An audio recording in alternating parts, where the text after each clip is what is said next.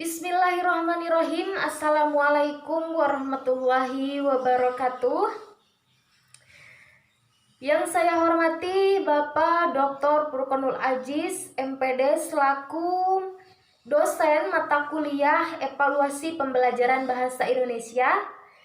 Perkenalkan, nama saya Aiteti Wahyuni dengan NIM 19201040110 akan mempresentasikan mengenai menguji dan mengukur kemampuan berbahasa pendahuluan. Yang pertama yaitu mengenai pendahuluan. Setiap buku dan artikel tentang pengujian bahasa yang berhubungan dengan validitas sampai batas tertentu, konsep sentral dalam pengujian dan penilaian menyiratkan bahwa penyelidikan validitas adalah sesuatu yang dilakukan setelahnya tes atau penilaian setelah ditulis dan sedang digunakan. Ini penting untuk memahami pentingnya validitas. Menyelidiki konsep validitas tersebut tidak akan segan-segan mengajukan pertanyaan serius tentang apa artinya dan mengapa itu penting. Hanya dengan menangani topik yang paling sulit pertama-tama, apakah segala sesuatu yang lain akan jatuh pada tempatnya dengan jauh lebih.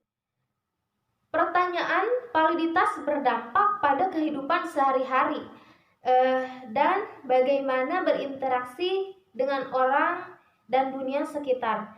Hanya saja tidak terlalu sering memikirkan jenis keputusan validitas yang kami buat. Kami mengamati semua jenis perilaku, mendengar apa yang dilakukan orang dan katakan dan buat kesimpulan yang mengarah pada tindakan atau keyakinan.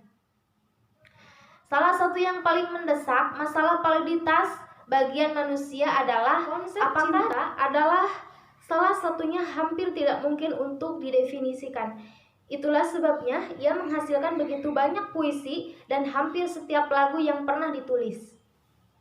Pertanyaan validitas yang dihadapi seseorang saat menanyakan ini pertanyaannya adalah, berdasarkan apa yang dikatakan dan dilakukan orang ini, dapatkah saya menyimpulkan serangkaian perasaan dan sikap yang akan membenarkan saya dalam mengambil keputusan? Jika saya salah, bisa melakukannya menyebabkan konsekuensi yang tidak diinginkan atau dan berpotensi. Validitas dalam pengujian dan penilaian secara tradisional dipahami sebagai makna menemukan apakah suatu tes mengukur secara akurat apa yang dimaksudkan untuk diukur. Ini menurut Huggins tahun 1989 halaman 22, atau mengungkapkan kesesuaian tes yang diberikan atau yang lainnya bagian komponen sebagai ukuran dari apa yang ingin diukur. Menurut Henning 1987 halaman 170.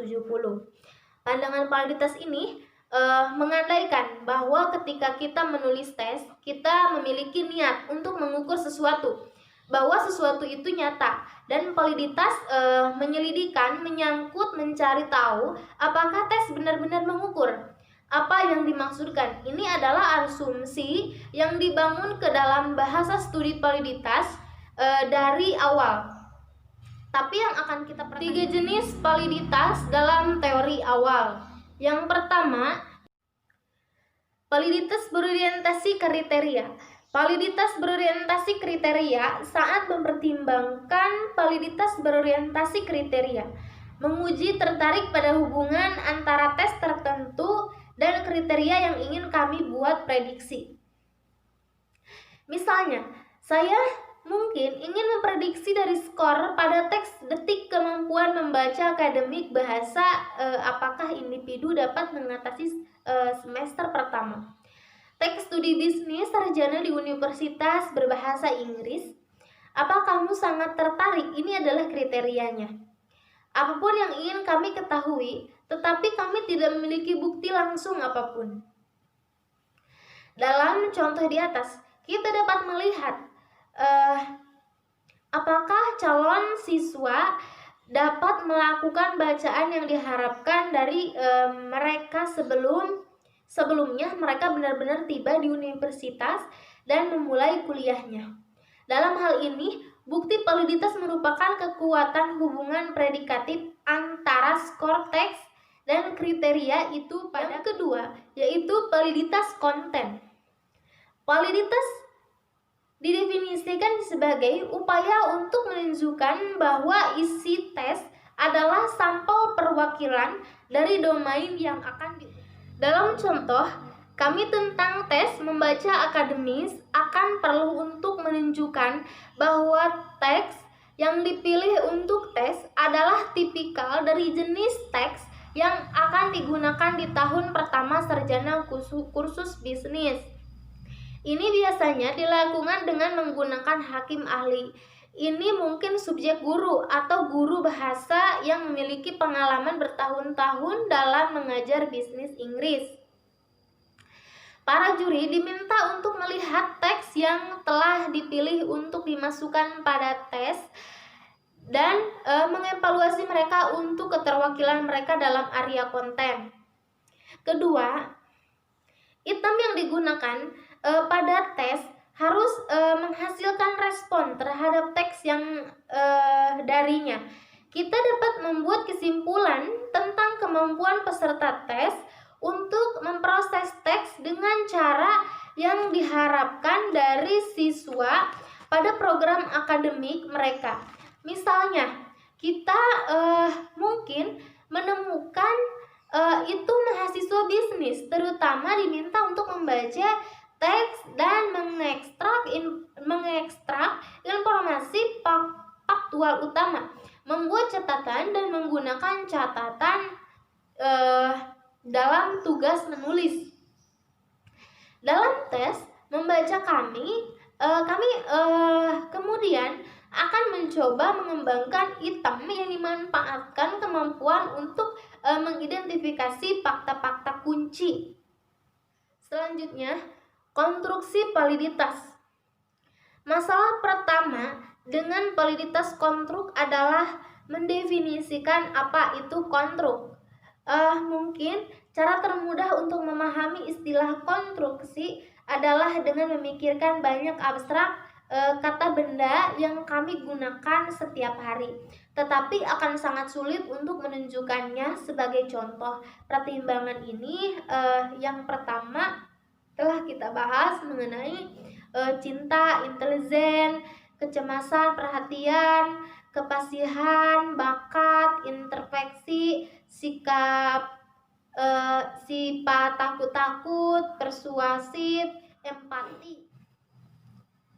Saat menggunakan istilah-istilah di atas dalam kehidupan sehari-hari tidak perlu mendefinisikannya.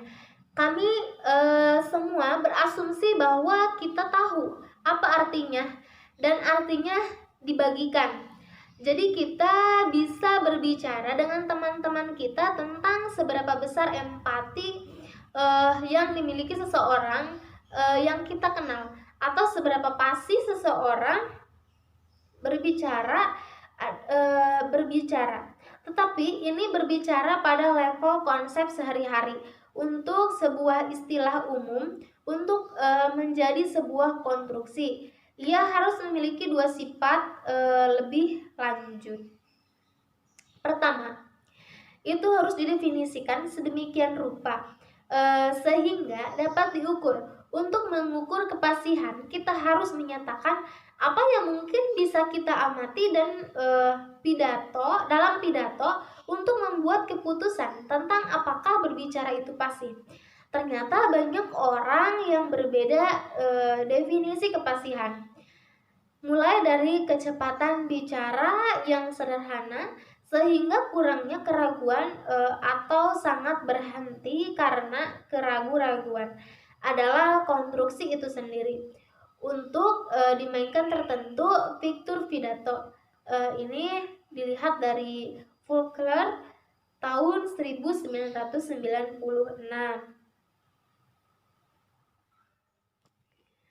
Membangun validitas dan kebenaran. Dalam sejarah awal, teori validitas ada asumsi seperti itu hal sebagai instruksi nyata secara psikologis yang memiliki kebenaran independen di peserta tes, dan bahwa nilai tes mewakili tingkat dan atau tidaknya hal ini properti yang sangat nyata, seperti yang dikatakan Corbus dan Mill tahun 1955 halaman 284. Validitas konstruksi terjadi ketika menyelidik percaya bahwa miliknya instrumen mencerminkan konstruksi tertentu yang dilampirkan tentu arti. Interpretasi yang diusulkan menghasilkan hipotesis tertentu yang dapat diuji, yang merupakan cara untuk mengonfirmasi atau mendiskonfirmasikan klaim tersebut. Price berpendapat bahwa teori dapat berkembang atau digulingkan oleh suatu komunitas peneliti, dan dengan berlalunya waktu, teori akan berkembang dan menjadi lebih cukup dalam kegunaannya. Hukum besar ini diwujudkan dalam konsepsi kebenaran dan realitas. Itu pendapat yang ditakdirkan untuk akhirnya disetujui oleh semua yang menyelidiki adalah apa yang kami maksud dengan kebenaran, dan objek yang direpresentasikan dalam opini ini adalah nyata. Itulah cara saya menjelaskan realitas. Nah, itu menurut Frege tahun 1877 halaman 155. Frege percaya bahwa suatu hari, pada suatu saat jauh di masa depan yang tidak dapat dilihat siapapun itu, semua peneliti akan sampai pada kesimpulan akhir. Itu adalah kebenaran yang mana perkiraan kebenaran kita saat ini. Selanjutnya yaitu memotong kue validitas. Sejak Corbus dan Mead, studi tentang validitas telah menjadi salah satu pusatnya perusahaan dalam pengujian psikologis, pendidikan, dan bahasa. Mungkin yang paling tokoh penting dalam karya ini sejak tahun 1970-an adalah Samuel Messick. Dia mungkin artikel terpenting tentang validitas. Messick tahun 1989 halaman 20 menulis cara tradisional untuk memotong dan menggabungkan bukti validitas seperti yang kita miliki dilihat telah menghasilkan 3 kategori utama terkait konten, kriteria terkait, dan terkait konstruksi. Namun karena konten dan bukti terkait kriteria berkontribusi pada arti skor, mereka telah sampai diakui sebagai aspek validitas konstruk.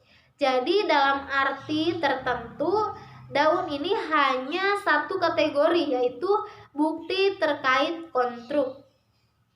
Messick ditetapkan untuk menghasilkan kerangka validitas terpadu di mana sejak yang berbeda bukti berkontribusi dengan cara mereka sendiri. Untuk pemahaman kita tentang validitas konstruk, Messick secara fundamental mengubah cara kita memahami validitas. Dia menjelaskan validitas sebagai penilaian evaluatif terintegrasi sejauh mana bukti empiris dan alasan teoritis mendukung kecukupan dan kesesuaian kesimpulan dan tindakan berdasarkan skor tes atau metode penilaian lainnya. Messick tahun 1989 halaman 13, dalam pandangan ini validitas bukanlah properti tes atau penilaian, tetapi sejauh mana kita membenarkan dalam membuat interpretasi ke konstruksi dari skor tes. Misalnya, apakah 20 pada tes membaca menunjukkan kemampuan untuk membaca studi bisnis tahun pertama teks, dan apakah pada keputusan yang mungkin kami buat berdasarkan skor tersebut dapat dibenarkan. Jika nilai siswa di bawah 20, kami menolak masuk ke program. Simpulan pemaparan saya dari sejak awal hingga akhir yaitu validitas adalah pertimbangan terpenting dalam evaluasi tes. Konsep mengacu pada kesesuaian, kebermaknaan, dan kegunaan dari yang spesifik kesimpulan yang membuat dari nilai tes. Validitas tes adalah proses pengumpulan bukti untuk mendukung simpulan tersebut. Berbagai simpulan mungkin dibuat dari skor yang dihasilkan oleh tes tertentu.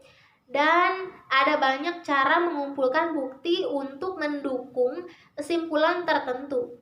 Keabsahan bagaimanapun adalah konsep kesatuan.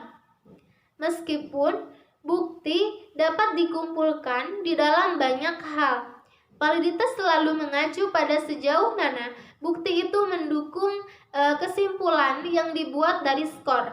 Kesimpulan tentang penggunaan khusus dari suatu tes validitas, bukan tes itu sendiri. Terima kasih telah menyaksikan video saya dari awal hingga akhir. Semoga bermanfaat dan mohon maaf jika masih banyak salah-salah kata atau perbuatan saya yang kurang berkenan. Wabillahi taufiq wal hidayah. Wassalamualaikum warahmatullahi wabarakatuh.